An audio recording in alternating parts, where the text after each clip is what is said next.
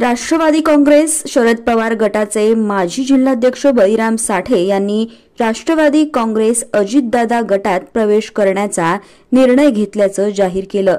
विशेष म्हणजे साठे यांनी दादा गटाचे जिल्हाध्यक्ष उमेश पाटील यांच्या उपस्थितीत उपमुख्यमंत्री अजित पवार यांची भेट घेतली। राष्ट्रवादी एकसंध होती त्या काळात बळीराम साठे आणि उमेश पाटील यांच्यात सतत वाद व्हायचा। उमेश पाटील यांच्या विरोधात साठे गटानं मोहीम उघडली होती। आता उमेश पाटलांसोबत राजकारण जुळून येईल का असा प्रश्न पत्रकारांनी काका साठे यांना विचारला। यावर काका म्हणाले की राजकारणात सगळे दिवस सारखे नसतात। ते भांडण काही वैयक्तिक नव्हतं, वैचारिक वाद होता, त्यामुळे आता काही अडचण नाही असं त्यांनी म्हटलंय।